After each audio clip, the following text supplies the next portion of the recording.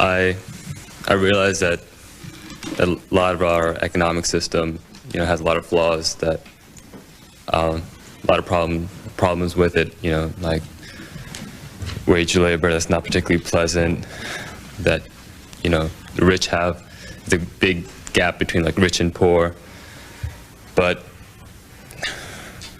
I mean, it's together now because there's been like increasing standards of living in America, and isn't that in one way like a justification for it, the why it's still around, why capitalism, from my understanding, has triumphed and it's still strong? No, it's not. I don't think so. I mean, there was rising standards of living in slave societies. Slaves were much better off in the early 19th century than in the early 18th century. Is that an argument for slavery? Well, it's a terrible argument, I mean, any system, in fact, you could give that argument for Stalinism. There was very substantial economic growth in the Soviet Union. It's the second world, not the third. It was, until 1989, it was the second world, not the third world. Now it's back in the third world because it's undergoing capitalist reforms, something you're not allowed to say, incidentally, but if you read, you'll notice. They've had 10 years of capitalist reforms which have driven them right back into the third world where they came from.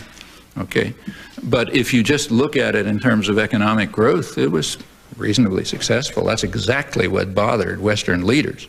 If you read the documentary record, right up to the 1960s, where it sort of runs dry at the moment, you find that the great concern was that the Soviet Union was presenting itself as a model for modernization within a single generation.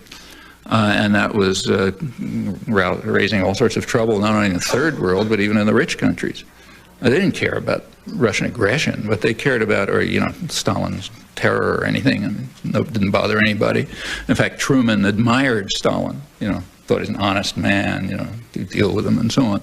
He said he didn't care what happens in Russia, and so on. But the same with Churchill, incidentally, who was defending Stalin in cabinet meetings as a great man and so on and so forth. They kill as many people as they want. That's irrelevant. The problem was then they never expected them to be attacking anybody, but what they were afraid of was the economic growth, which was, especially in the third world, considered quite impressive. If this system is so bad and everything, why hasn't there been, excuse me? Our system? Our system. It's so bad. Why hasn't there been greater movements to challenge it? Oh, it's been challenged all the time. I mean, for example, we have a very violent labor history. Hundreds of American workers were being killed right into the late 30s. Finally, they got labor rights. There has been a very extensive challenge through the 50s. In the 60s, the whole thing blew up. And in fact, many concessions had to be made. And it still continues. I mean, we right now happen to be in a period of regression, but as I say, it's cyclic. There was much more regression in the 1920s when labor was really crushed.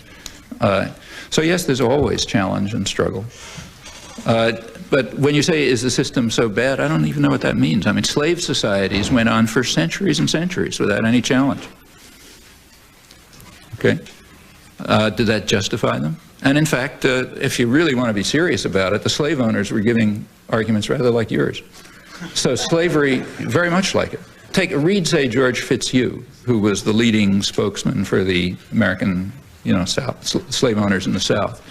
At the time when it was becoming a serious issue, like around the 1840s, he had pretty powerful arguments in favor of slavery. What he was saying is, look, the reason you Northerners are against slavery is because you're anti-Negro racists. We are not racists. We think that you should take care of your subjects. So we treat them nicely. And we even do that on economic grounds because they're our capital. Like if I make an anachronistic analogy, if I buy a car and you rent a car, okay, and somebody comes a year later and has a look at the two cars, which car is going to be in better shape? Okay, well, mine, because I own it, so I'm going to take care of it. Not yours, because you rent it and you can just throw it away and get another one, okay? That's exactly Fitzhugh's argument. He says, look, we own people, you just rent them. So therefore we take care of them. We treat them well, we respect them. They're our capital. Besides, we have human relations with them. We're pre-capitalist, we still have human relations. You just treat them as tools under wage slavery, and they're much worse off. So we're the ones who are moral. You're the ones who are immoral.